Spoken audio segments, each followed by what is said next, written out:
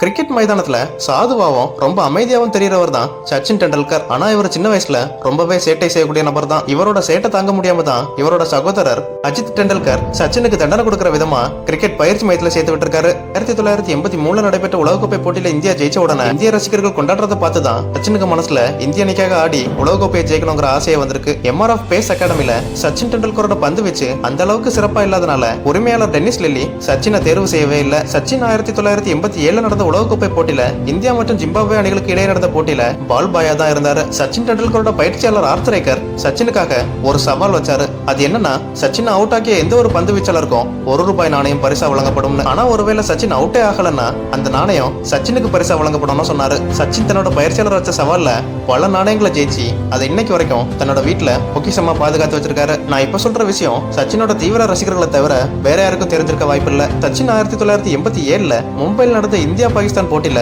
பாகிஸ்தானுக்காக fielding செஞ்சாரு. சச்சினுக்கு பொதுவா நிறைய வாசனை திரவியங்களும் கடிகாரங்களும் சேகரிக்கிறதுல ரொம்பவே விருப்பம் உண்டா. வடாபாவ் தான் இவரோட மிகவும் பிடிச்ச உணவா இருக்கு. சச்சினுக்கு ஒரு தடவை சுனில் கவாஸ்கர் தன்னோட பேட பரிசா வழங்கினாரு. அதை போட்டுட்டு தான் தன்னோட முதல் அறிமுக போட்டியில களமிறங்கம் செஞ்சாரு சச்சின் தன்னோட 17 வயசுல இங்கிலாந்து சுற்றுப்பயணம் முடிஞ்சு இந்தியா திரும்பும் போது அங்கதான் முதல்ல அஞ்சலியை சந்திக்கிறாரு. தன்னோட 24 வயசுலயே அஞ்சலியை திருமணமும் பண்றாரு. சச்சின் தன்னோட குடும்பத்தை பார்த்து ரொம்பவே பயப்படுவாராம். அதனாலே இவரோட காதல கூட குடும்பத்தினருக்கு இவரு சொல்லல, அஞ்சலி மூலமா தான் சொல்லியிருக்காரு. அதே போல சச்சின் ரொம்பவே கடவுள் பக்தியுடைய நபர். இவரோட கிட் பேக்ல பல சாமி படங்களும் ஒட்டி இருக்கும். அதே நேரம் அவரோட மகள் சாரா வரைஞ்ச தேசிய கொடியும் அந்த பெட்டிக்குள்ள இருக்குமா. சச்சின் தன்னோட பேட்டுக்கும் மைதானத்திற்கும் ரொம்பவே மரியாதை கொடுப்பாராம். தன்னோட வாழ்க்கையில ஒரு நாளும் பேட்டை தூக்கி எரிஞ்சதே கிடையாதான். பேட்டுக்கும் பிச்சுக்கும் மரியாதை கொடுத்தா அது நமக்கு ஒத்துழைக்கும்னு சச்சின் நம்புவாராம். ஒரே ஒரு பந்து வீச்சாளருக்கு மட்டும்தான் சச்சின் பிரத்யேகமா சிறப்பு பயிற்சி கூட எடுத்திருக்காராம். அதுதான் Australian legend Shane warn. Sachin தன்னோட 2003 ஆண்டு உலகக்கோப்பை போட்டியில ஒரு தடவை கூட பயிற்சியில ஈடுபடவே இல்லையா.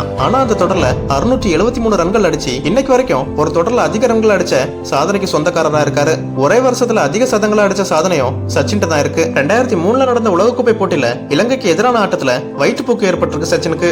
ஆனா அதையும் பெருசுப்படுத்தாம அந்த போட்டியில களமிறங்கி 97 ரன்கள் அடிச்சிருக்காரு. அதே போல 2010 IPL இறுதி போட்டியில சச்சின் பந்த பிடிக்கும் போது தன்னோட கையில இருந்த தையல் பிரிஞ்சு வழியில துடிச்சாரு. ஆனா அதையும் பொருட்படுத்தாம பேட்டிங் ஆடி தன்னோட அணிக்காக அன்னைக்கு அதிக ரன் அடிச்சதும் இவர் தான். 2003 நடந்த உலகக்கோப்பை போட்டியில தனக்கு வழங்கிய தங்க பேட்டை தோல்வியோட விரக்தியில இருந்த அவரு விமான நிலையத்துல வேணும்னே வச்சுட்டு வந்தாரு.